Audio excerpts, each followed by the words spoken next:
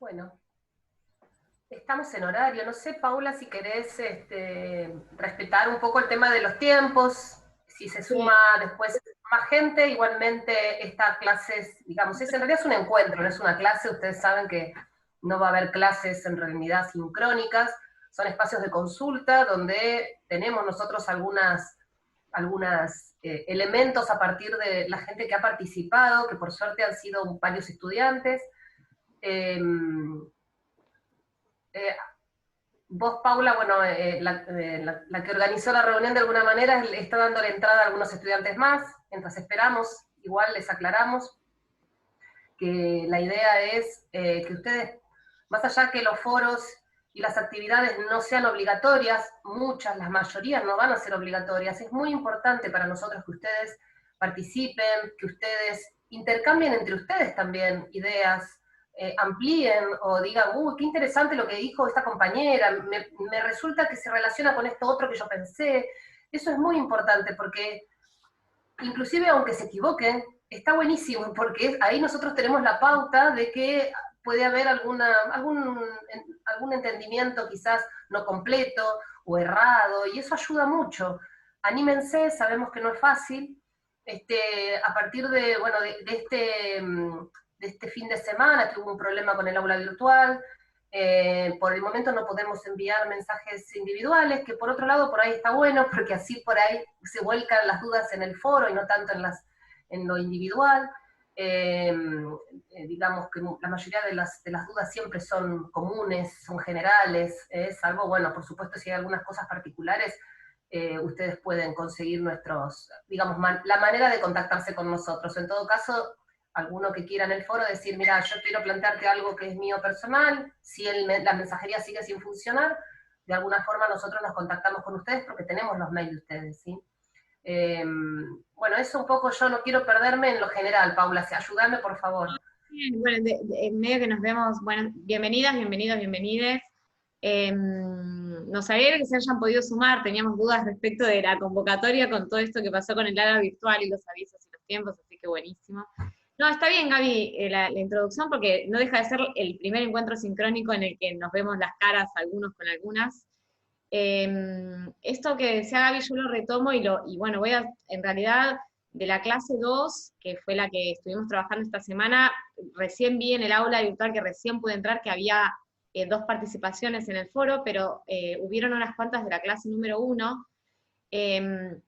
Yo había subido en el fin de semana las devoluciones de aquellos que, digamos, para aquellos que participaron y para quienes no también, porque quizás haya muchos y muchas que sí hicieron la actividad y no la subieron. Digo, las consideraciones son en base a la lectura que yo hice de los foros, de mi comisión en particular, pero aplican, digamos, en general, asumo yo que pueden ser de utilidad.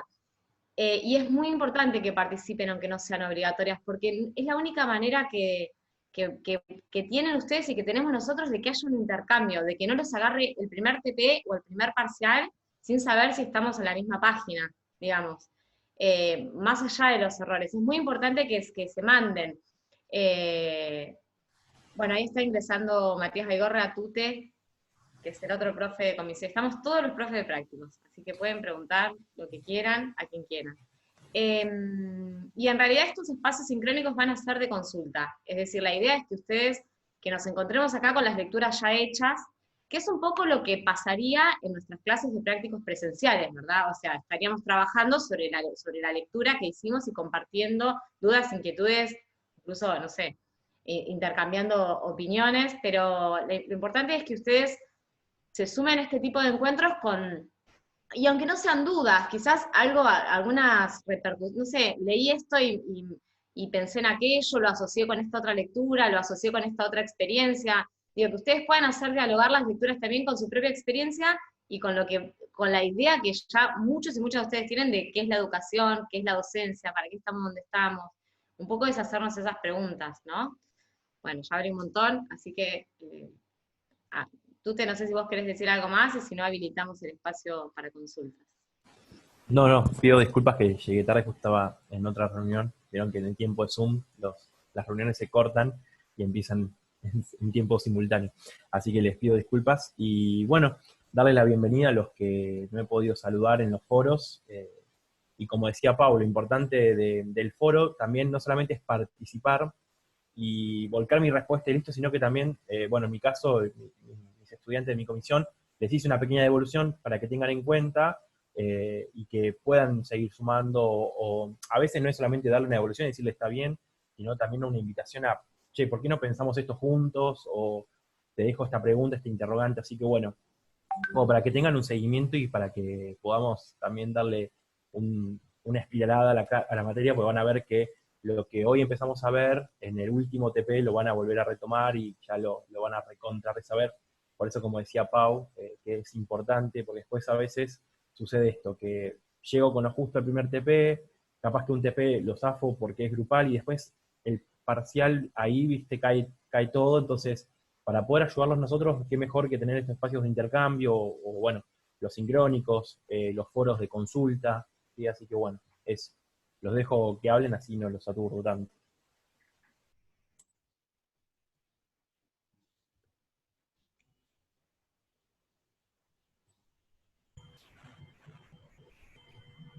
Hola, Griselda. ¿qué tal? Yo estaba a punto de subir la clase 2, leí justamente las dos participaciones anteriores y tengo que confesar que entré con la intención de leer lo que habían puesto los demás para ver si mi idea era muy desubicada o iba en la línea de lo que los otros ponían, ¿no? Porque nos ayuda también leernos. Y bueno, y después que cerré, la tengo, ahora después que terminemos la iba a compartir. La idea, primero quería decir que me encantaron las propuestas de lectura. Me resultaron fáciles de seguir e interesantes. Y bueno, y yo acá, cuando estaba escribiendo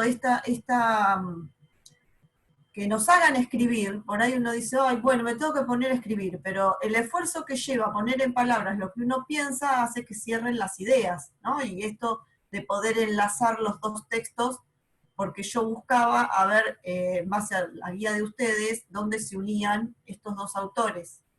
Y bueno, pude realizar una pequeña conclusión, que no sé si está bien, pero yo veo como que los procesos históricos dejan huella tanto en las instituciones como en quienes habitan en ella.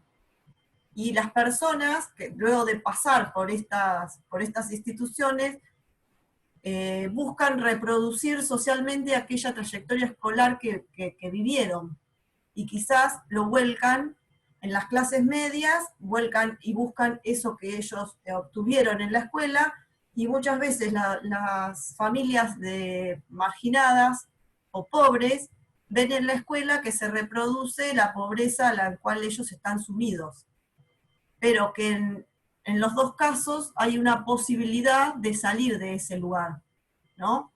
Porque en el texto de, no me voy a acordar los apellidos, no me acuerdo de los autores nunca, que habla de la pobreza en las barriadas marginales, ven al final un posible, otro futuro posible, como que si la escuela se posiciona en el lugar de problematizar esa pobreza, existe la posibilidad de otorgar centralidad a la educación y poder dar un espacio más amplio para salir de ese lugar donde se encuentran. Eso es lo que entendí yo, no sé si estoy errada. Y de las clases social media también la buscan como un lugar de ascenso o de posibilidad de un logro de otro futuro posible. En eso se unen, ¿no? Sí, Griselda, yo diría que en principio las lecturas que estás, la forma en la que estás relacionando los textos está encaminada. Por ahí yo más que pensé dos cosas de tu intervención. Una es esto de las huellas. Yo no sé si pensarlo tanto en términos de huellas, ¿no? Como que las instituciones nos dejan huella, porque en cierta forma nos pone en un lugar como de exterioridad. Yo prefiero pensar que somos parte de esas instituciones y las hacemos también, ¿no? Como más que nos dejan huella. Igual creo entender desde qué lugar lo decís.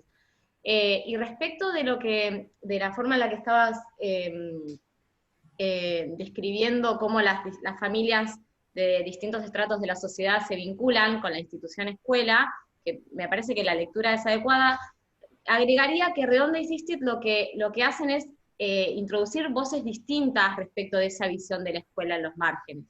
Quiero decir, no es una visión, Uniforme.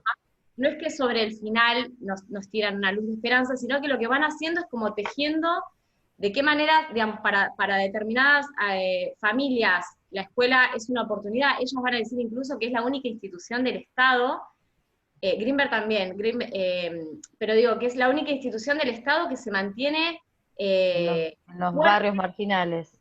es la presencia del Estado por excelencia, digamos. Y si entendemos que el Estado somos todas y todos, entonces, bueno, más que seguir hablando desde la exterioridad de la institución, una de las cosas que nos interesa es que ustedes, como eventuales, bueno, quizás muchos de ustedes ya estén dando clase o lo van a hacer dentro de poco, se puedan sentir parte de esa institución, y lo que vos decías respecto de la potencia transformadora, bueno, toda la cátedra, por supuesto, adhiere a eso. Los textos que están leyendo van en esa línea también, pero quizás dentro del texto, bueno, no quiero, pero en el texto que vos mencionás de la escuela, las escuelas en los márgenes, lo más interesante, o una de las cosas más interesantes, es cómo plantean que el rol del Estado, digo, en esta misión que la escuela moderna se carga en sus espaldas, ¿no? Y sobre todo de mediados del siglo XX en adelante, con esta idea de la igualdad y de la equidad, lo que van a decir las autoras es, los tiempos cambiaron, y digamos, hay como, ¿qué pasa con esa primera promesa? ¿Qué pasa con esa promesa?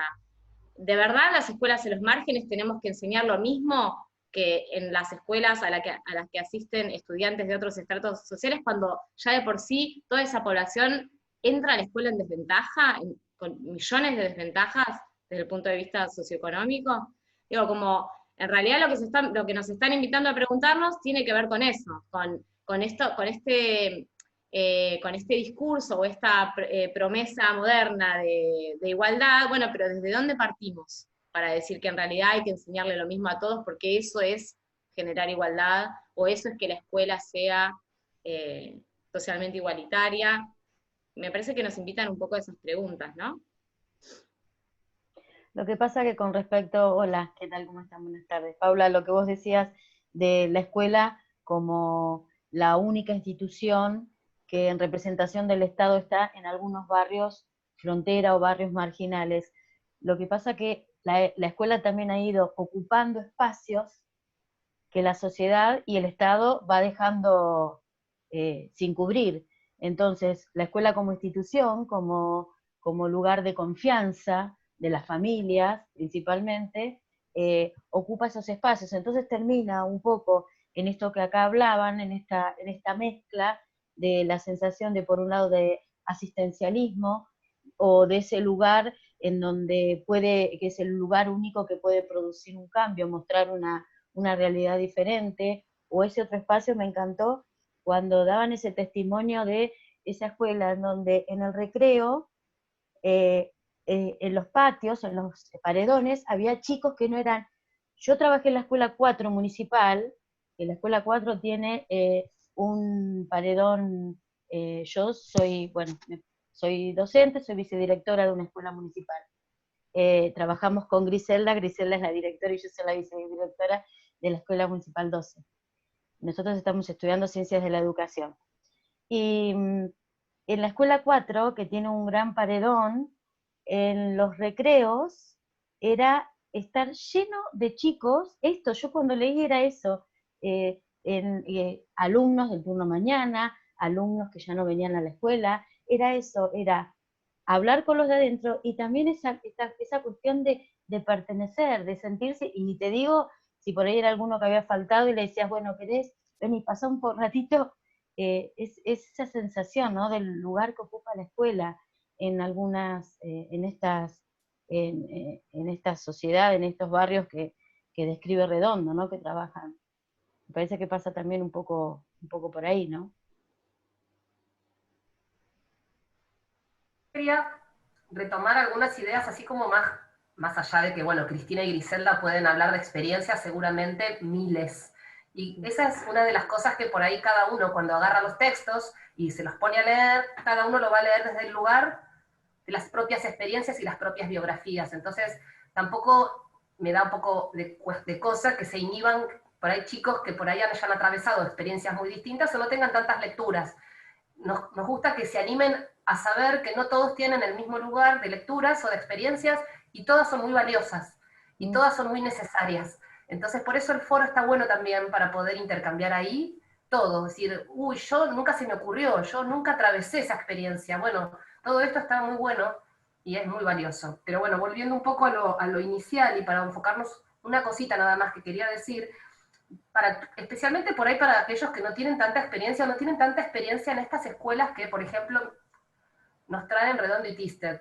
Para empezar, a todos, hay que todos, todas y todes, bueno, es muy difícil hablar, pero bueno, de esta manera, pero bueno, incluyendo a todos, es importante ver el texto de cuándo es. Por ejemplo, este texto es de fines de los 90, principios del 2000. Eso es muy importante porque Redondo y Thyssen están describiendo el producto, digamos, de lo que la escuela y cómo impactó las políticas de los años 90. Esto es muy importante, porque cuando hablamos de cómo se fue configurando la escuela de Sarmiento, la escuela sarmientina, a fines del siglo XIX, lo que nos relatan justamente es un poco otra situación de una escuela y de una sociedad fragmentada. ¿Sí? Estas son ideas que van apareciendo, y por ahí la clave para leer estos textos es Tiramont y Ziegler, se van a mirar escuelas de élite o escuelas clase media alta, que son los circuitos de escolarización que se profundizaron en la década del 90. Y Redondo y Thyssen nos muestran las escuelas de frontera, que no necesariamente es pensar en las fronteras del país, sino en espacios donde uno puede ver prácticas de exclusión y prácticas de inclusión. Me quedo mucho con la palabra que Gisela dijo, reproducir. Bueno, esta palabra nos condena muchas veces, ¿no? Porque uno puede reproducir buenas prácticas y puede reproducir malas prácticas, ¿no? Pero bueno, la idea de reproducción va a calar muy, muy, muy fuerte, y sobre todo cuando veamos las próximas clases el tema de Bourdieu, ¿sí? Porque tiene una connotación bastante negativa en ese sentido, ¿no? De cómo es reproducir y pensar en la reproducción. Bueno, dejo un poco por ahí pensando en una cosita más. Cuando se habla de la escuela como un espacio privilegiado, uno de los espacios de lo público donde llega el Estado a lugares recónditos del país o de las ciudades alejadas, las escuelas rurales, no sé, la escuela 8 creo que es, ¿no? No sé, recuérdenme, de la provincia, creo que es la que está pasando por la ruta 226, prácticamente llegando a Balcarce. Tenemos la escuela de los Ortiz, que también es un paraje rural, es decir, Mar del Plata parece que no, pero tiene también escuelas, digamos, en contextos de ruralidad, donde hay inclusive escuelas multigrado. La 8 es el paraje del Coyunco. Del Coyunco, puede ser, la 8, claro, que es provincia esa. Pero no, a lo que iba es que hay un autor que habla de el último lugar no punible de lo público, porque sí el Estado llega con la cárcel, ¿no? Que muchas veces se demanda, ¿no? Cuando ya el Estado falló, viene lo punible, ¿no? Viene la cárcel, viene ese tipo de estrategias del Estado que muchas veces se piden antes de pensar en que la escuela y la sociedad tiene que, digamos, adelantarse a todo lo que luego sucede, ¿no? Bueno, esto, y yo me callo, pero bueno, tiene que ver con la clave donde cada texto se lee en una clave determinada. También se lo digo que tenemos mucha gente de historia, donde por ahí hay una clave, sobre todo al principio, esa clave histórica que uno pretende, sobre todo en los próximos prácticos que vienen, que puedan abordar más desde lo pedagógico. Fundamental, dispositivo pedagógico es contextualizar, por supuesto. Uno no puede hablar de una pedagogía si no sabe dónde salió, de dónde emergió. Y un poco estos primeros prácticos tratan de pensar eso, de dónde emergen. Las sociedades pretenden cosas, desean cosas, ¿qué sucede? Bueno, un poco esa es la clave, y ahora me callo. Agrego a lo que dice Gaby, que en mi experiencia como profe en Mar del Plata, que también 2020 está bueno pensar, si bien el texto de Redondo y Thyssen ya tiene un montón de años, tiene una vigencia, creo que esto lo dijo Gladys en una de las clases teóricas, tiene una vigencia increíble, y yo creo que uno de los fenómenos que venimos atravesando en las últimas décadas es que esas escuelas en los márgenes no solo están en los márgenes de la ciudad, o sea, márgenes en el sentido de con una pata, digamos, poblaciones que están con una pata afuera del sistema por estar siendo excluidas y vulneradas en sus derechos. Porque yo he trabajado en escuelas en las que te dejan todos los colectivos con chicos que no comen. Entonces, digo, también pensar esto de las escuelas en los márgenes cada vez de manera más amplia, ¿no? Porque cuando ustedes, y quienes ya están trabajando en escuelas lo deben saber, no tiene solamente que ver con una cuestión de frontera geográfica, ¿no? Sino de las otras. Nada, es como para sumarle a lo de las escuelas en los márgenes. Bueno, buenas tardes. Hola, ¿qué tal? Mi nombre es Nayara. Bueno, les cuento que me mudé en febrero, yo era de Lanús, me mudé justo antes de la pandemia, entonces toda mi experiencia, soy maestra del nivel primario, y mi experiencia fue allá en zona sur. Y adhiero con esto, ¿no? De que no solamente no sean en los márgenes, principalmente las escuelas que están en el centro de las ciudades, por ejemplo, en el centro allá de Lanús, de Lomas, me ha pasado vivir experiencias en las cuales los chicos venían sin comer, que venían exclusivamente al colegio a nada, a alimentarse, a pasar a estas necesidades, cubrirlas de alguna manera.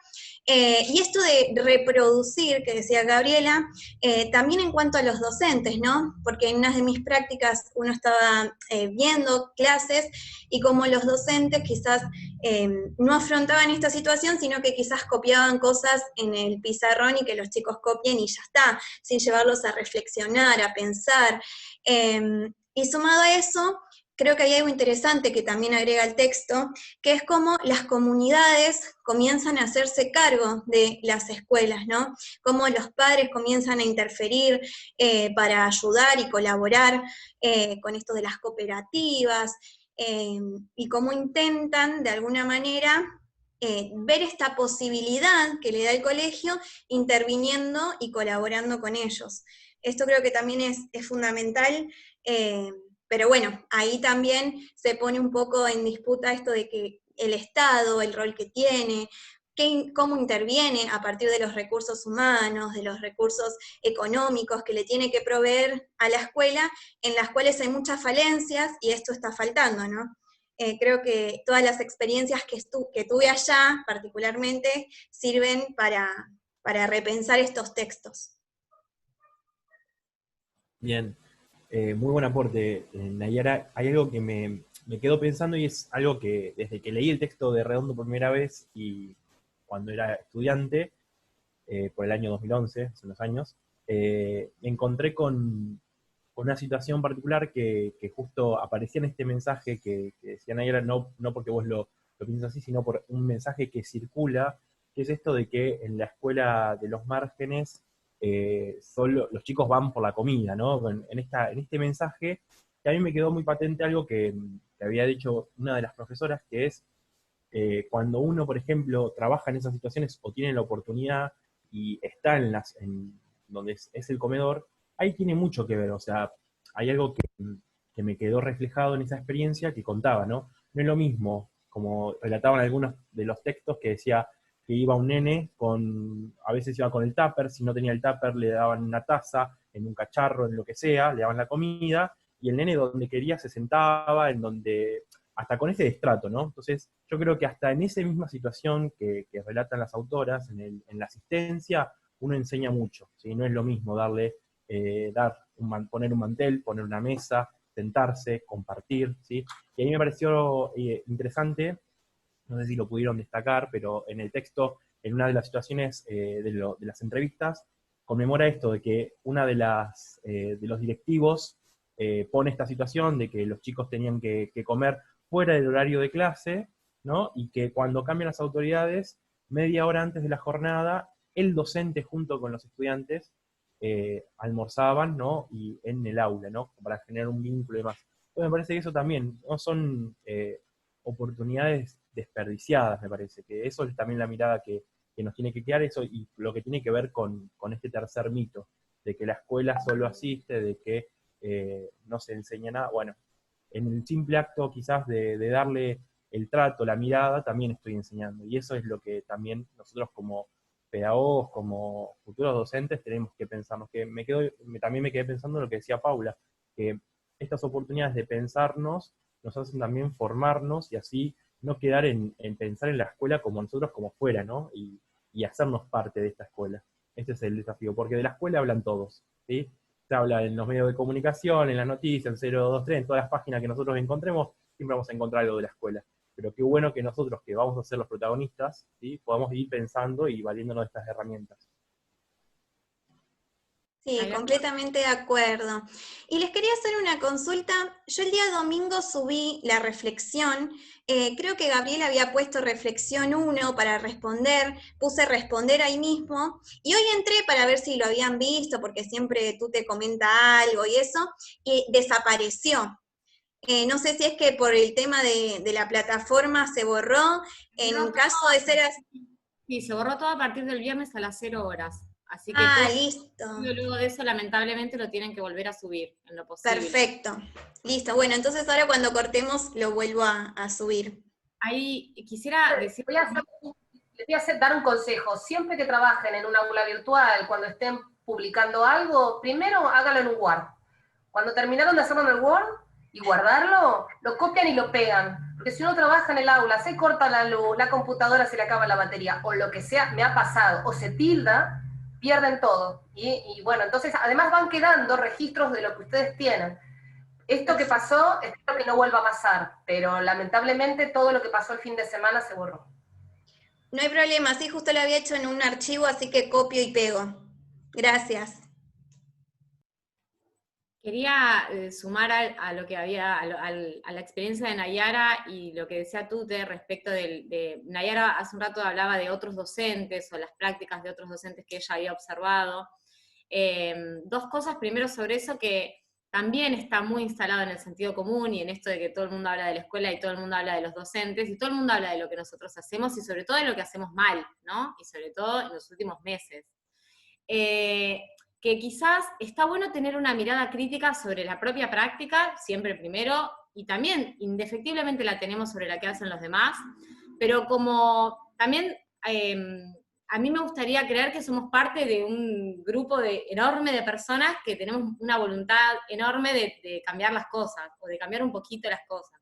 Entonces por ahí, en el texto, también esto en el mismo texto al que estamos haciendo referencia de Redondo y Sistet, aparece el relato de una docente que dice algo así como, no recuerdo exacto las palabras, pero como bueno, ya en la primera clase te das cuenta quién sí, quién no, que a quién le va a dar y a quién no, ¿no? Es un relato así como muy, realmente muy desalentador y muy pesimista, y para quienes ya trabajan en escuelas como Nayara lo saben, esos relatos sí tienen vigencia incluso al interior de las escuelas. Por ahí la clave es de poder como despegarnos de una mirada punitiva sobre eso e interpelarlo en el mejor de los casos y si no, buscar alianzas, que es lo que hacemos todos y todas en los espacios de buscar alianzas con otros docentes y otras docentes que tienen ganas de mirar la cosa de manera distinta, ¿no? Esto, digo, dialogando con el texto, pero llevándolo a la práctica también. Como sí, ese mensaje que es el que te tira el zócalo del noticiero, también te lo tira quizás tu abuela en una charla en la mesa, o el almacenero, y también te lo tira una maestra que comparte con vos el mate en la sala de maestros. Pero por ahí un poco la idea es, digamos, hacernos de cada vez más herramientas teóricas también, porque esto es un poco la propuesta de la materia, que toda esa experiencia que ustedes traen y la que van a generar, la puedan enriquecer con los textos, con las lecturas, con las categorías, y en todo caso, tomar la palabra en esos espacios y llevar adelante nuestras prácticas, pudiendo defenderlas de una manera profesional. Esa es un poco la apuesta, ¿no? De los profesorados en general, diría yo, pero de esta materia en particular. Listo, Diana. Hay un texto de Sandra Carli que habla de mirar a nuestros alumnos por primera vez, qué importante, como si fuese la primera vez, esto de no escuchar quizás lo que dicen los demás, sino conocerlos, y a partir de conocerlos, abrirse a colaborar, a ayudar a dar las herramientas, así que adhiero completamente.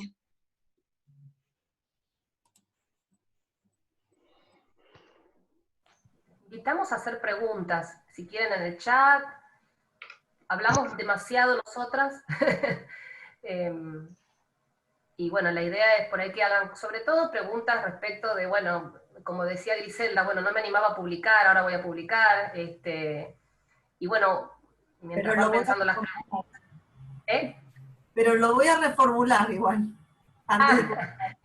ahora. Bueno, igual no hay problema, digamos, si uno sube algo y después se descubre que alguien dijo algo que lo completa, pueden hacer un comentario debajo de ese estudiante y decirle, uy, esto yo lo había pensado, pero no lo escribí, me ayuda. Esas cosas, ese intercambio en los foros para nosotros es muy valioso y para los compañeros, porque uno no sabe si dijo cualquier cosa, que nadie va a decir cualquier cosa, es decir, hay un temor en decir algo que está desubicado. Bueno, todo sirve de alguna manera, aunque sea para darse cuenta que no correspondía quizás a lo que estábamos refiriendo con los textos. Siempre va a servir, digamos. Lo que no sirve es el silencio, en todo caso. Y una de las investigaciones, digamos, que nosotros tratamos de incluir o de incorporar de investigaciones, uno de los problemas es nuestras propias biografías escolares, cómo nos obstaculizan para pensar otra forma de educar, otra forma de ser docente.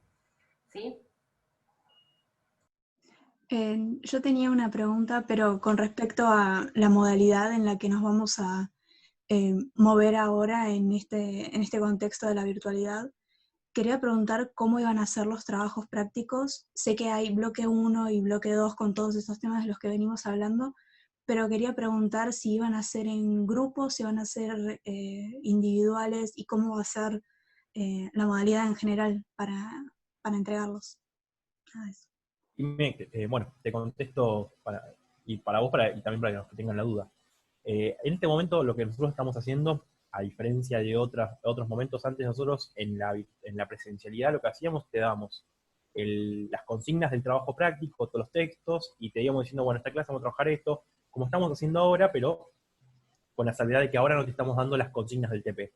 ¿Por qué lo hicimos? Bueno, porque la experiencia con la que compartimos con Paula en el anterior cuatrimestre es que ya le anticipamos las consignas y a los 3 días ya teníamos los trabajos prácticos entregados, ¿no? O ya hechos. Entonces, lo que nosotros queremos ahora, apostamos, es a trabajar en profundidad los textos, cuestión de que después el trabajo práctico, que en algunos casos van a ser individuales y en otros casos van a ser grupales, eso lo vamos a ir avisando cuando entreguemos las consignas, pueda ser un trabajo enriquecedor, ¿sí? No para que sea un trabajo que, en el sentido de tener que estar devolviéndotelo o diciendo, fíjate, observa esto, sino que realmente este tránsito que hacemos por clase 1, clase 2, clase 3, clase 4 y clase 5 de trabajo práctico sea como un esfuerzo para ir nutriendo y relacionando los textos. Una vez que ya abordemos estas clases prácticas, presentamos las consignas del TP para que tengan, obviamente vamos a avisar la fecha, la modalidad, la entrega, pero va a ser de ese modo. Por eso es que todas las semanas, todos los miércoles, subimos nosotros la clase práctica. Mañana vamos a subir la clase número 3. No sé si alguna duda más con respecto a... Era eso, muchas gracias.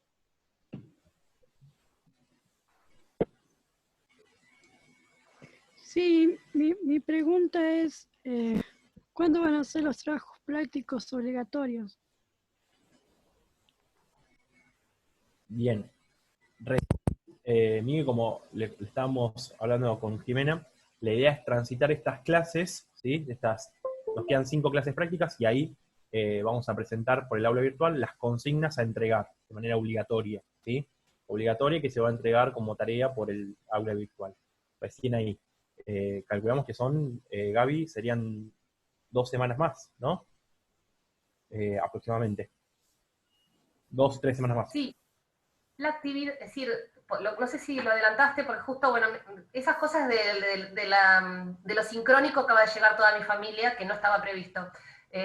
Por eso me fui 2 minutos, pero no te escuché todo lo que dijiste, pero básicamente la idea es hacer una actividad individual, que va a ser de elaboración, que va a tener que ver con esto de tratar de interpretar los textos desde un lugar de reflexión de ustedes, pero buscando alguna experiencia también escolar, y va a ser individual, es decir, porque necesitamos que antes del parcial haya una actividad hecha por cada uno, es decir, el esfuerzo nuestro va a ser enorme porque tenemos que corregir montones de trabajos, pero queremos que tengan una devolución individual para que lleguen al parcial habiendo, digamos, pudiendo nosotros observar, digamos, cuáles son esas lecturas que están haciendo, cómo lo están logrando, así que van a ser una actividad muy cortita, pero que va a requerir de haber leído todos los textos y de haberlos podido, digamos, trabajar. Esto que estamos diciendo, ¿no? ¿Cuál es el valor de cada texto? Cada texto tiene un sentido, no lo ponemos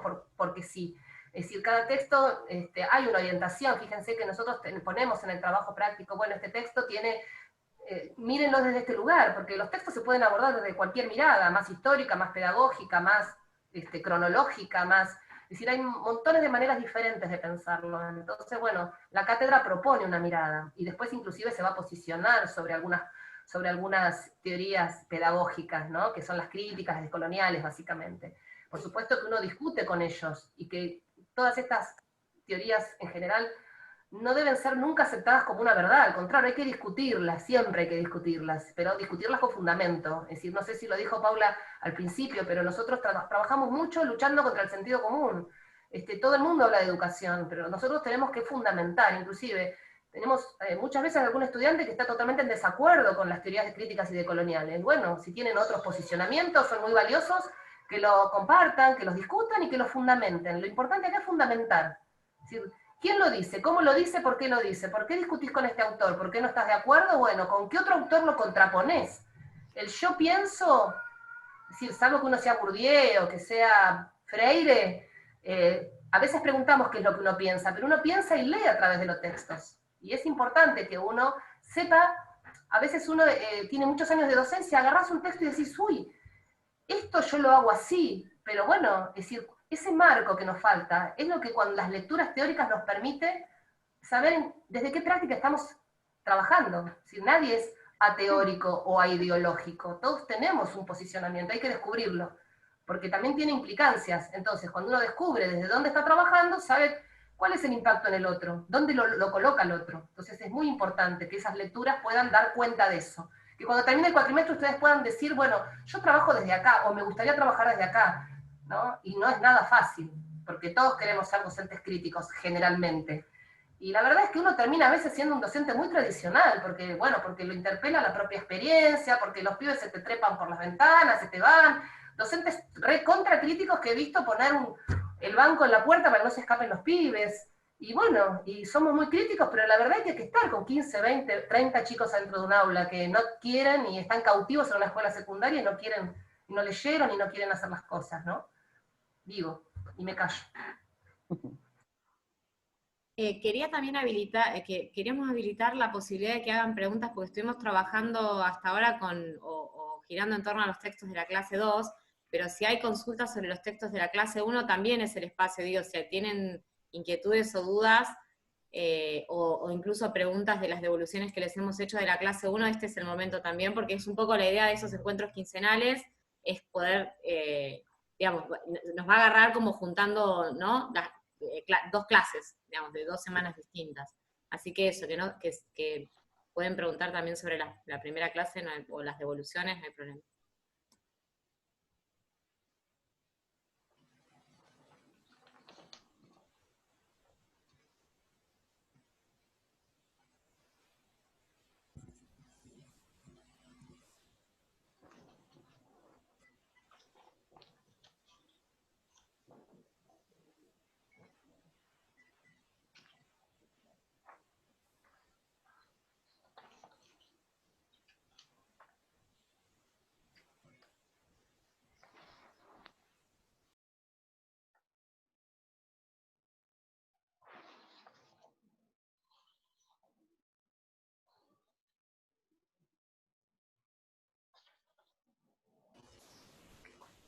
No, yo la pregunta esa se la había hecho porque el tema de los prácticos de la semana que viene y eso va dentro después cuando hagamos los obligatorios, es porque como estoy haciendo otros prácticos, estoy también con otras materias, y mi pregunta era esa más que nada.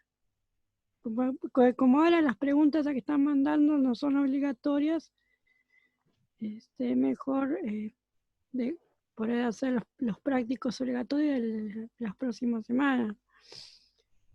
Miguel, en relación a eso, lo que decíamos al comienzo del encuentro, es que más allá de que no sean obligatorias las que les proponemos clase a clase, es importante que las puedan hacer y compartir en los foros. Sí, las voy viendo, así que sí, yo estoy bien con eso. Sí. Pero bueno. Lo que no me quedó claro es Porque estaba leyendo y lo que no me quedó claro es el concepto de dispositivo pedagógico. Estuve leyendo, releyendo, pero no se me quedó bien claro. Me tiento de que alguien responda, más allá de que podamos responder nosotros, nosotras. ¿Alguien quiere compartirle a Miguel qué entendió por dispositivo pedagógico a partir del texto de Greenberg? Buenas tardes.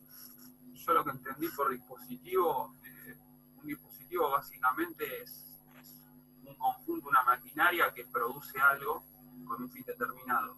Y relativo a lo pedagógico es la enseñanza, así que sería el mecanismo para poder educar y enseñar, en pocas palabras.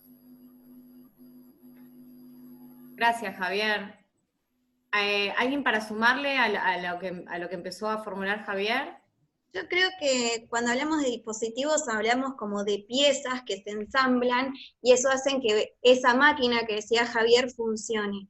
Y dentro de esas piezas que se ensamblan encontramos todas las cosas que conocemos de la educación, ¿no? Desde el espacio, el tiempo, el recurso docente, el recurso humano, y todo lo que va conformando a esta maquinaria que es la educación, ¿no? No es solamente un docente y un alumno, sino que conlleva de muchas otras piezas, como es, ya repito, el espacio, el aula, los tiempos y todo lo que va conformando. La disposición de los bancos, la postura del maestro, que también cuando leímos vimos a través de las imágenes que a través del tiempo no hubo un cambio significativo en todo eso que hace al dispositivo escolar. Como que yo esperaba un cambio más notorio y me asombró la idea de esto, de que los bancos se ponían de la misma manera hace tanto tiempo como hasta hoy. Les hago una repregunta y falta algo muy importante, que es lo central. Pero cuando hablamos de dispositivo pedagógico podemos hablar del dispositivo escolar moderno, que quizás se está refiriendo más vos, Griselda, pero por ahí en el texto de Gibbs y Greenberg hablaba de las épocas de los romanos. Entonces, como dispositivo escolar podemos hablar de muchos momentos y épocas diferentes. Dispositivo escolar moderno, que yo entiendo lo que estás diciendo, pero hay cambios. Pero básicamente estás hablando del moderno, que significa, ojo con la palabra moderno, porque eso es una de las cosas que apareció como error. Algunas lecturas hacen que lo moderno parece ser lo actual, y en realidad la modernidad tiene que ver con un periodo histórico, ¿no es cierto? En el momento que se van configurando los estados nacionales tiene que ver con eso, es como va llevando a la configuración de estos estados nacionales, que bueno, algunos han podido hacer esa lectura. Quizás la van a hacer un poco más profundamente cuando vean en sistema educativo y currículum la perspectiva más sociopolítica. Pero bueno, ahora nosotros nos estamos situando en las corrientes pedagógicas, pero no podemos dejar de desentendernos que digamos, el campo de la pedagogía también surge en ese momento. Digamos, cuando hablamos de Comenio estamos hablando de la didáctica, que es también es un adelantado para la época, siglo XVII, que empieza a verse algunas preocupaciones sobre el tema de la educación, de una educación intencional, porque educar, todo educa, ¿no es cierto? Estamos hablando de la escuela como un dispositivo, una máquina de educar, o como decía Pinot, ¿cómo era que decía Pinot? A ver, recuérdenme. Creo que está en el título, ¿no? En el título del texto de Pinot. No, el ¿por qué triunfó la escuela? Ah, no está en el título entonces, está adentro, pero tiene que ver, creo que es como la máquina de educar, ¿no? Pero bueno, nada, eso agregándole un poco a Griselda y situándolo un poco más en la historia, ¿no? Pero hay algo que está faltando todavía, creo que para mí, no sé si alguno lo va a decir, que para mí es lo central de la categoría dispositivo pedagógico, ¿no? Que de alguna forma, si bien lo trae Foucault, después Agamben también lo va siguiendo, y bueno, Greenberg lo toma de una manera donde hay un elemento que es, creo que el central o uno de los más importantes. Acá Elías aporta, lo leo en voz alta porque no tiene micrófono: puedo sumar que un dispositivo pedagógico es la herramienta compuesta por todos los elementos ya nombrados que tiene como objetivo formar cierta subjetividad. No sé si hacia ahí vas, Gaby. Evelyn, aquellas partes o elementos que hacen posible la educación en un contexto social e histórico específico. En cada etapa o contexto histórico la educación tiene sus propias características más allá de aquellos rasgos que se mantienen. Quiero, en relación a estos aportes y a lo que a lo que se estaba discutiendo, a lo que decía Gaby, en el texto de Greenberg y Levy ellas plantean que cualquier práctica social supone una práctica educativa, porque en esta, bueno, es coreano, ¿no? Pero en esta relación con el otro, digamos, en esta relación de poder con el otro, estamos formando nuestra subjetividad, y por ahí sería importante que de ahora en adelante, cada vez que ustedes vayan a producir en los trabajos prácticos, en las respuestas, en los foros, hagamos esa distinción, digamos, estamos hablando del dispositivo como, digamos, de la escuela moderna, y no de educación en términos, que ya recién lo decía Gaby, pero lo quiero resaltar porque es algo que también surgió en la clase 1 y que hemos visto en cuatrimestres anteriores. Esta idea de hablar de educación como sinónimo de escuela, sí, la educación como sinónimo de escuela. Claro, es decir, que el dispositivo pedagógico va ensamblando diferentes artículos de una manera en particular, digamos, que entiende siempre, digamos, de producir acciones y pretenden generar un resultado determinado, como dice Greenberg. Levy. Sí, es una categoría teórica para describir un sistema que funciona de lo práctico, ¿no? Digo, no diría el dispositivo hace que, es una forma de describir, es una forma teórica de describir, digamos, en este caso, el dispositivo escolar. Claro. Acá quiero agregar esto, que por ahí ya lo tiro para que lo tengan en cuenta, ¿no? Porque dispositivo es como decía Javier, y como después siguieron ampliando, en sí misma es una digamos, supone, es una metáfora, no es una metáfora, realmente, tiene que ver con piezas ensambladas para determinados productos, ¿verdad? Pero dispositivo pedagógico, como lo toma Foucault, no es lo mismo, ya tiene otro sentido, y hay que tomarlo como lo propone de alguna forma y la idea de Foucault, ¿está bien? Que él se encargó de trabajar bastante las instituciones modernas, que era la escuela, que era la cárcel, el ejército, digamos que fueron elementos fundamentales para constituir esos estados nacionales, ¿sí? Y él los va a trabajar también, que una de las cosas que agregaban los chicos que no tienen audio, no tienen sonido, pero muy bien ampliaron, y estamos cada vez construyéndola más, pero estamos olvidando una de las más importantes. Todos esos elementos no se ensamblan de la misma manera, en el mismo momento, lo dijo recién también Miguel, por supuesto que en las diferentes épocas también va a haber diferentes formas de pensar el dispositivo, pero estas relaciones de poder que se van a dar es lo más importante. No es la misma la relación que va a tener el docente y el alumno en algún momento determinado que el docente con el currículum, que las relaciones de poder inclusive a nivel social, no es lo mismo un sistema capitalista y de qué manera se van a dar también las relaciones de poder entre los diferentes, la sociedad y bueno, el modo de producción, que lo que puede ser una sociedad comunista. Es decir, hay que tener en cuenta las relaciones de poder en lo micro en la escuela, que ya lo hemos visto, y bueno, lo vamos a ver mucho más profundamente más adelante, pero es importante tener en cuenta. No es un organismo como el cuerpo, como algo que siempre está igual, la idea de organismo o de sistema, donde todo parece que funciona de una manera, por supuesto si sacas un pedazo todo se cae, ¿sí? Está bien que todos los elementos son importantes, pero es verdad que la forma en que estos elementos se van a relacionar son diferentes. Inclusive, pensemos las funciones de la escuela, no siempre han sido las mismas. Si bien hay un montón de funciones que tiene la escuela, hay momentos que hay funciones que se priorizan o son más destacadas, se enfatizan más que en otras. Ejemplo, la escuela funciona formando ciudadanos, y prácticamente esa fue siempre una de las funciones de la escuela. Por supuesto que podríamos ponernos a discutir 1000 horas sobre qué significa ciudadanía a lo largo de la historia también, ¿no es cierto? Porque todo es complejo. Pero digo, el dispositivo en la época de la dictadura, si bien formaba ciudadanos, tenía otra complejidad, ¿sí? Los que hemos sufrido, que somos pocos, pero veo que ahí hay gente más de mi edad, poca, pero bueno, hemos sufrido el periodo de la dictadura por ahí, y lo que es en la escuela en esa época, ¿sí? Entonces, bueno, eso también hay que tener en cuenta, las relaciones de poder entre cada una de las partes, ¿sí? Cómo eso se va ordenando de forma tal que va a producir diferentes tipos de cosas. En relación a eso, Gaby, a lo que decía Griselda hace un rato de como el desencanto que se llevó de leer que, che, al final no cambió tanto, a mí me gusta pensar que pasó re poco tiempo en realidad, ¿no? Como que estamos todavía siendo parte de una institución que es re nueva. que es un poco también la apuesta de este primer bloque de la materia y de la primera clase sobre todo. Es realmente muy nueva como institución si la comparamos digamos, si la ponemos en contexto, ¿no? Miramos la historia de la humanidad. Entonces, eso para mí es como una forma también de verlo como una gran oportunidad.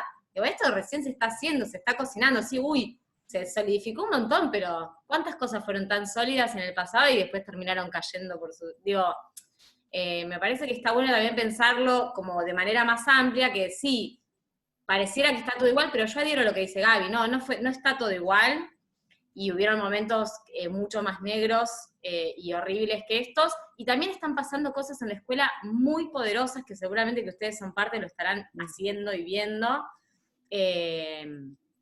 Sí, es verdad, hay un docente adelante de los pupitres y qué sé yo, pero digamos, hay muchas otras cosas que tienen que ver con esto de producir subjetividad, si viene la ESI, por ejemplo, al ambiente, digo, cosas que cuando yo iba a la primaria eran impensadas, que están pasando en la escuela, y me parece que también está bueno eso, que lo miremos también desde ese lugar, ¿no? Pero pasan mucho menos de lo que se cree o de lo que se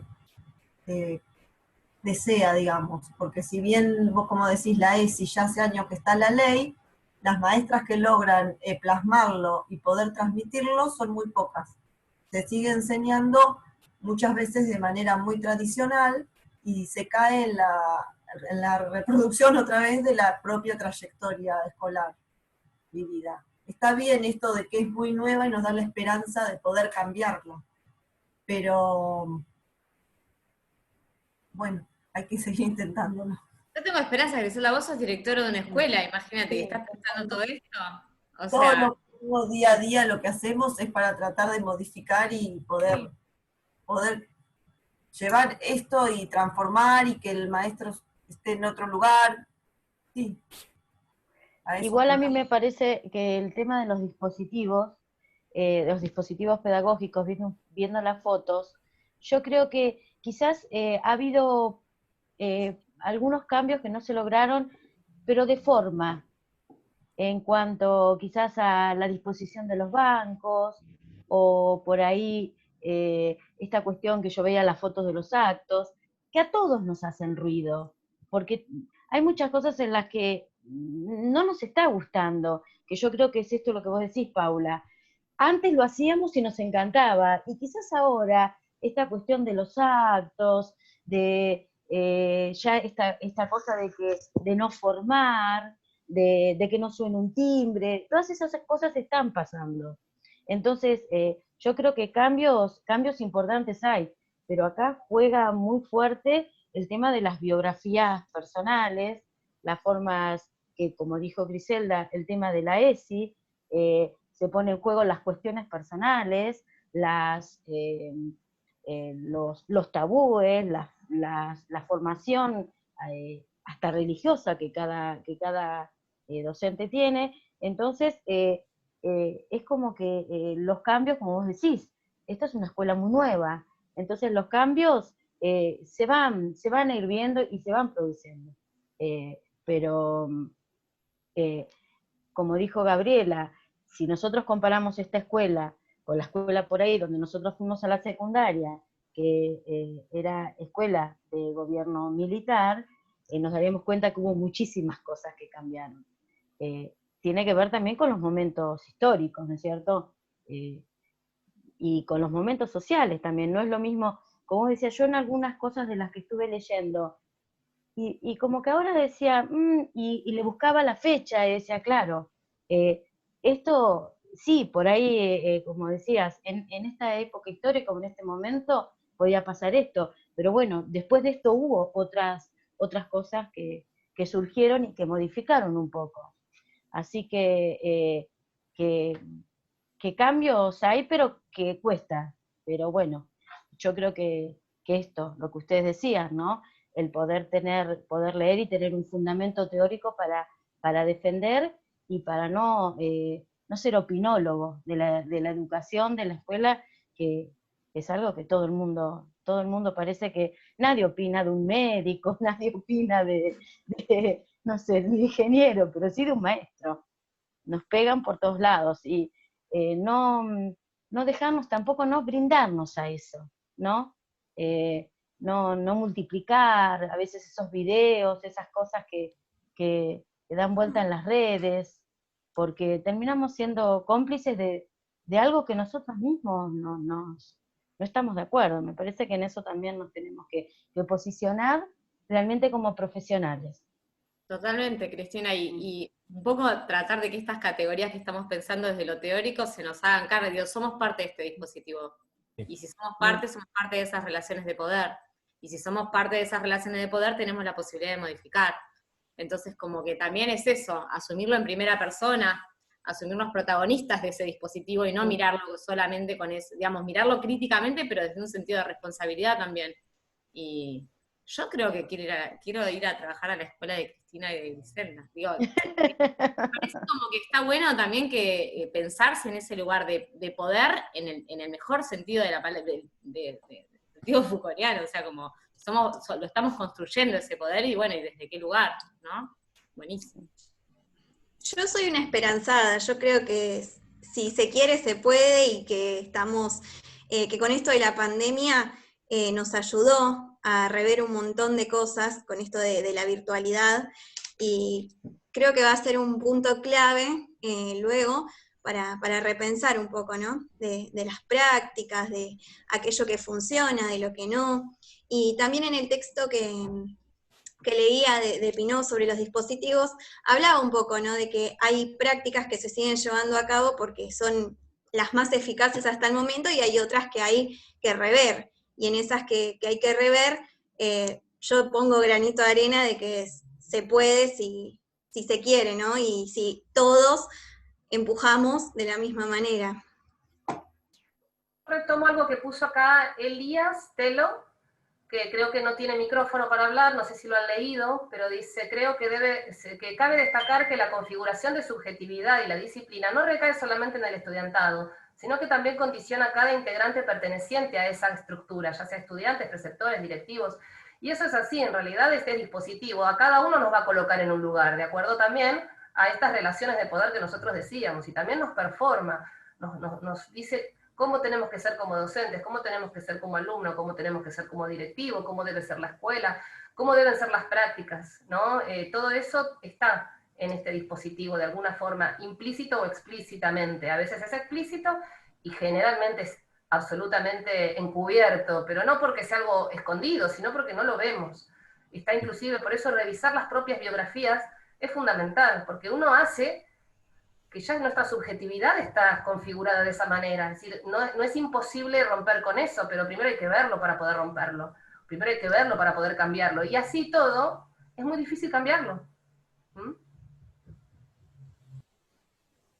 Sí, porque uno siempre... Perdón. No. Comenté, Cris, que yo después... Que uno siempre termina recurriendo a lo conocido, a lo seguro. Ese es el problema. Todo lo nuevo siempre es disruptivo, entonces... Es muy interesante por ahí cuando más adelante veamos algunos trabajos de investigación. Está bueno analizar trabajos de investigación, primero porque ves cuáles son las preocupaciones que hay hoy en la academia y en las escuelas y en los docentes, ¿no? Pero una de las cosas que dice Cristina, y es así, muchas veces uno es un docente muy crítico para dar algunas clases, pero nosotros cuando, no sé, cada uno tiene su carrera de grado, pero bueno, por ahí uno estudia historia y tiene que enseñar en primer año a los egipcios. Y los pibes no saben no se ubican temporalmente. ¿Cómo haces para motivarlos, para incentivar? Y encima vos como docente odias ese tema, porque la verdad es que a uno le gustan más unos temas que otros. Uno sabe más unos temas que otros. Y uno recurre a la vieja tradición, bueno, me escriben, me estudian y a veces hay estudios que demuestran que los docentes cuando no conocen muy bien el tema o no les gusta, apelan a ese docente tradicional, porque no tienen o no pueden o lo que fuera, ¿no? Estrategias para pensar de una manera diferente. Sí, así que digamos, hay muchas cosas que ya están bastante investigadas, el tema es cómo romper con esto, porque bueno, vos vas a tomar una asamblea, un cargo, te tocó primer año, y por ahí detestás trabajar con pibes de primer año. Yo que estoy haciendo un trabajo en las escuelas secundarias, que me parece el nivel más complicado de todos, por toda la historia de la escuela secundaria, porque muy recientemente se ha hecho obligatoria, y la realidad es que hay docentes que aman estar con los más pequeños, y hay docentes que detestan. Y cuando agarras un cargo, ¿viste? Y no te vas a andar planteando, tenés que pagar la olla si te gusta o no trabajar con los pibes de 12 años, ¿no? Y bueno, pobres pibes, digo yo muchas veces. Pobre docente, pero también pobres chicos, ¿no? Sí, bueno, sumando un poco y poniendo en común todo lo que estamos diciendo, también es el deseo que tenemos a veces muchos de los estudiantes, y que lo noté en muchos de los foros, que hablamos de la didáctica, de la práctica, de cómo pienso mis clases yo. Entonces, esta es la oportunidad, y se los soy sincero, les soy sincero, perdón, que esta es la primera materia que tienen del ciclo de formación docente en donde vemos la teoría, ¿sí?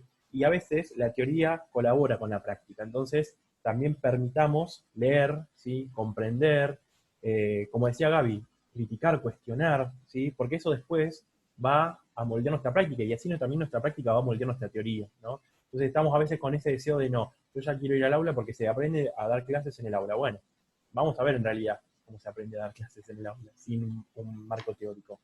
Y algo que decía Nayara con respecto a la pandemia, y meto así el chivo del caso de la clase 2, presten atención a los casos que les proponemos audiovisuales, porque no son así elegidos para distenderlos como una serie de Netflix, sino que están buenos para verlos con los ojos de la lectura, ¿sí? Se los digo como en su momento era escrito, les decía, los advertía siempre en las tutorías cuando daba antes de los parciales, que los casos por lo general a veces entran en el parcial, y cuando aparece la pregunta, ahí decís, ¿por qué no vi el video? Y ahora lo tengo que ver a fuerza obligado. Entonces, ejerciten las lecturas con los casos. Ahí Nayara decía algo importante, que decía, bueno, la pandemia dejó de ver, es una oportunidad, pero también fíjense que si lo relacionamos con el caso que tenemos que conectar plan igualdad, fíjense que también se escuchó mucho de esto, ¿no? En este momento. Que, o casualidad, con la pandemia nos dimos cuenta de que no todos los chicos tienen un dispositivo tecnológico. Lo descubrimos el 16 de marzo cuando los profesores subimos la primera clase. No, fulanito no se me conecta, fulanito no quiere estudiar, tal me dice que no me entrega las tareas, la entrega en blanco. Bueno, hay un montón de cuestiones que tienen que ver ahí. Y ahí es esto de la clase número 2, la relación del Estado y la escuela y la sociedad, ¿sí? Entonces, que nosotros tengamos, o que se haya impulsado una política de conectar igualdad, tiene ahí una cuestión importante, ¿sí? Que se da en un contexto distinto, ustedes la van a enmarcar, lo hablo como profe de historia, ¿no? Lo vamos a enmarcar en el año de la Ley Nacional de Educación, donde se está pensando un cambio de paradigma en la educación, que cambiamos el polimodal. Yo fui polimodal residual, me decían, así que imagínate cómo crecí con mi subjetividad. Me iba corriendo el cambio de año. Con un cambio de ley, en donde tenemos ahí la posibilidad de pensarnos en una educación nacional, ¿no? Y sale este plan que tiene críticas, obvio, puede ser criticado, pero hay otras cosas que no se pueden criticar y que se tienen que analizar de la política pública. Entonces nos va a pasar esto, que nosotros como agentes de Estado vamos a ver esto que decía, por ejemplo, Griselda, las maestras no están preparadas, y es una política pública la ESI, no es que es un deseo de algún grupo, sector, es una ley nacional, es un derecho de nuestros estudiantes. Entonces, eso también nos involucra a nosotros como docentes, como pedagogos, ¿sí? A estar en las aulas y potenciar esta relación entre el Estado, la escuela y la sociedad, ¿sí? No es que soy parte del proceso, pero eso no me toca, ¿no? Sino que todo lo contrario, me tengo que involucrar, tengo que reconocer estas potencialidades, ¿sí? Entonces, bueno, como un poco para ir relacionando y para que ustedes tengan en cuenta, me parece importante rescatar esto, que con la pandemia se dio este discurso o este debate de conectar igualdad, qué funcionalidad, qué hubiera pasado si, no, un montón de cosas que se debaten porque volvemos a lo mismo, opinamos todo de la escuela. Entonces, que sea una oportunidad interesante de seguir pensando estas cosas que les ofrecemos desde los anteojos teóricos, valga el gráfico, ¿no? Que vamos trabajando clase a clase, ¿sí?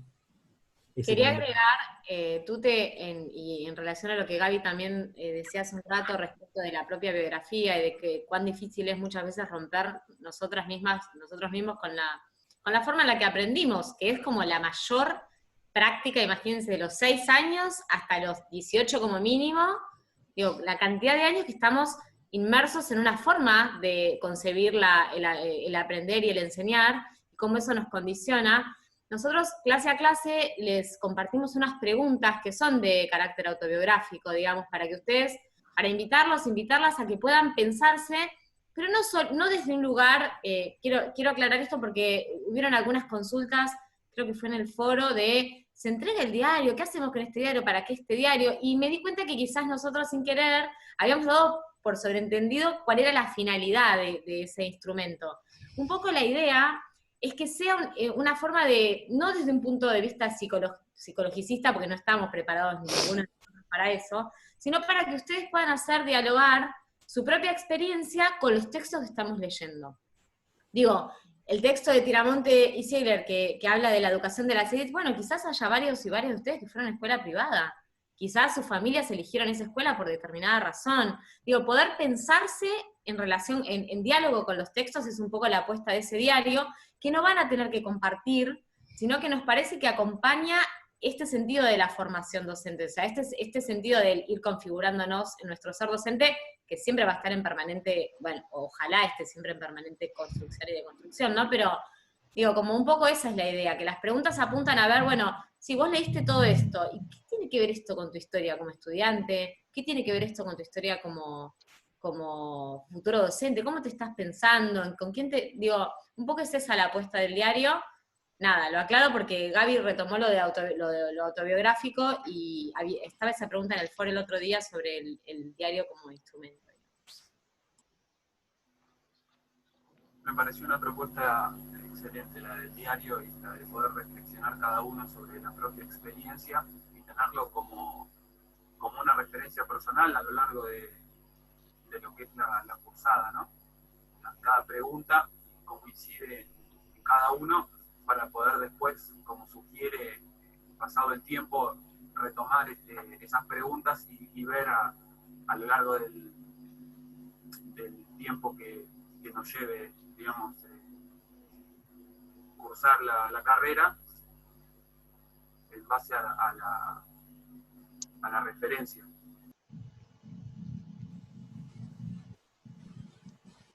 Yo cuando leía el texto de el de las élites, que es del 2008, ¿no?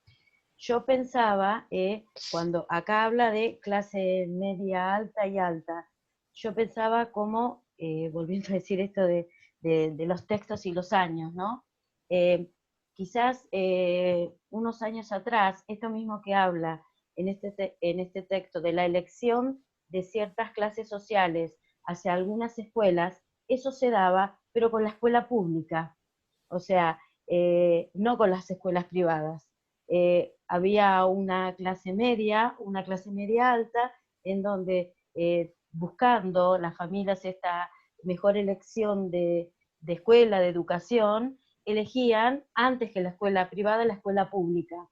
Y muchos, de la mayoría, o sea, de la gente de mi edad, transcurrió toda su escuela por la escuela pública, desde la primaria y la secundaria, ¿no? Y uno ir a la escuela secundaria estatal realmente era buscar, como dice acá, la élite.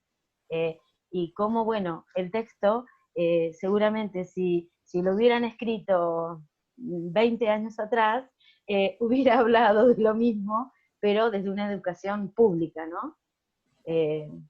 Eso también como tiene que ver con todas las historias y con todas las políticas neoliberales de los años 90, y bueno, los gobiernos militares, y bueno, toda la historia de nuestro país, ¿no? Fíjense, perdón, me ibas a decir algo tú, no, estaba pensando en de qué manera también se van configurando los imaginarios de la sociedad y cómo los medios de comunicación, especialmente en los últimos años, se ha trabajado mucho, y eso es algo que vamos a trabajar también un poquito más adelante, cómo también se va configurando ideas y pensamientos sobre lo que la escuela es o no.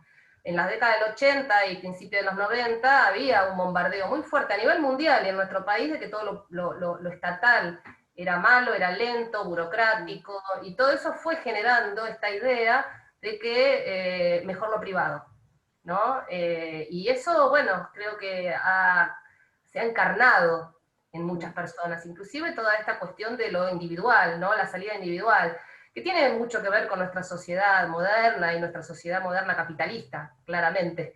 ¿no? Pero también con el neoliberalismo eso se ha profundizado, ¿no? Y ahora se ve muy claro con esto de la pandemia, ¿no? Y cómo las experiencias, los pedidos desde lo que es el Estado en salud, de que la gente piense en el otro, y las dificultades que es impensado, ¿no? Que uno tenga que apelar fíjate, podés enfermar a tus padres, pensar, no sé, en tu familia, y sin embargo hay un pensamiento muy individualista. Yo creo que se profundizó mucho en la década del 90 y hasta acá es muy difícil revertirlo, ¿no? Pero bueno, tiene que ver, digamos, todo hay que enfocarlo también en época, ¿no? Hay pensamiento de época. El dispositivo pedagógico permite pensar en época, en el contexto, ¿sí? No sé, creo que la idea es poder lograr, cuando termine el cuatrimestre, es decir, bueno, ¿qué está pasando? No es solo lo que pasa dentro de la escuela, ¿no? Por supuesto que hay cosas que en la escuela hay que resolver ya, no hay que ponerse a delirar, igual, pero hay que saber qué pasa, qué está pasando, cuál es la coyuntura, cuáles son las políticas, qué es lo que se viene, cómo discutir con lo que se viene para poder, bueno, saber cómo afrontarlo, ¿no? No ser ingenuo, ¿no? En la medida de las posibilidades, es muy difícil, es muy difícil.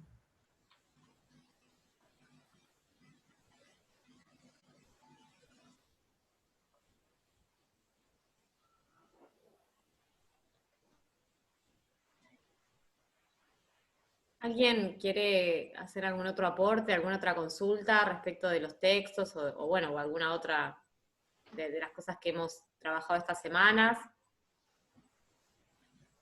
Yo quiero hacer una consulta que no tiene mucho que ver con lo teórico. Yo me sumé tarde, mirando el cronograma de económicas, error.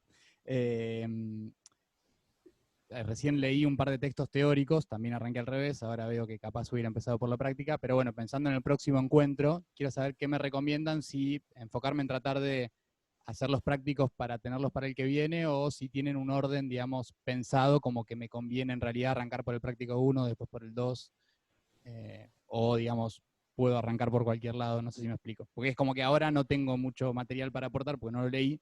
Entonces digo, bueno, para la que viene quizás me conviene arrancar por lo que vamos a tratar la que viene y asegurarme llegar a eso, pero quiero saber si capaz el contenido, digamos, tiene una continuidad donde me digan, no, te conviene arrancar por el principio porque si no, no vas a entender nada. No quiero desalentarte con la respuesta, pero yo te diría que sí, que arranques desde el principio, y si por ahí tenés que optar por una cuestión de tiempo, que entendería perfectamente también, que entenderíamos, los videos con las clases teóricas que subió Gladys Cañueto pueden serte de una guía, te diría que imprescindible para poder, antes de que te aboques a la clase número 3 que estamos subiendo esta semana. Y no es que tendrías que haber arrancado por los textos de los prácticos, son complementarios. En realidad la idea es que los teóricos se trabaja determinada bibliografía y lo que hacen los prácticos es tratar de dialogar con esa bibliografía, pero no es que uno por sobre otro. En todo caso, diría que si tenés que economizar el tiempo, miraras los teóricos, sí o sí, y bueno, vas a ver que hay referencia a la bibliografía también, y en todo caso, bueno, vas a los textos en los que todavía te genera alguna duda, pero sí, sería importante que pudieras de alguna manera abordar las cosas que vimos en las 2 semanas anteriores antes de leer lo que vamos a trabajar esta semana. Oh, perdón, Federico, te quiero hacer un comentario porque sé que sos de económicas, porque seguramente intercambiaste algún mensaje conmigo. Y generalmente los estudiantes de económicas ya tienen la carrera de económicas completa. ¿Puede ser en tu caso? No, todo lo contrario. De hecho, bueno, en algún momento fui chocando contra digamos, el formato de económicas, y bueno, esta es mi salida para seguir estudiando y algo que me motive de discutir cosas. Bien. Y que no hay una verdad absoluta, me encanta. Sí, no, a lo que hacía referencia es que generalmente, yo diría que lo converses esto con tu ayudante, que no sé quién es, tu profesor de prácticos, que te puede orientar más de la manera individual, a ver cómo van tus lecturas, y eso es más en lo particular, ¿no? Que por ahí donde podás tener un poco más de dificultades, por ahí eso depende de cada estudiante. Yo siempre digo, digamos, tenemos una diversidad tan grande de estudiantes en problemática que es muy rico, pero a su vez es difícil decir, bueno, depende de qué estudiante necesite tal o cual apoyo. Sí creo que es muy importante, sobre todo aquellos que entiendan todo, que participen en los foros, porque está bueno tener diferentes miradas, y miradas, aunque sea un pequeño comentario, aquel que por ahí le pareció simple texto, bueno, intervenir le ayuda a aquel que está perdido a poder tener una idea y después discutir con esa idea. Nosotros también, nuestros comentarios, léanlo. También que el primer foro hubo un problema y no pudimos seguir el hilo, y es un lío estar entrando en cada tema, pero traten de ver, porque a veces hacemos comentarios que les sirven a todos, entonces traten de leer, y cuando ustedes intervienen, tengan en cuenta ese comentario, porque uno se da cuenta que no se leyeron, porque vuelven a repetir lo mismo que ya le señalamos a otro compañero. Entonces traten de tener en cuenta, porque ese trabajo de leerse les ayuda también para entender más, o para volver a equivocarse, para después que nosotros cuando hagamos el comentario puedan iluminar alguna idea mejor. ¿Mm?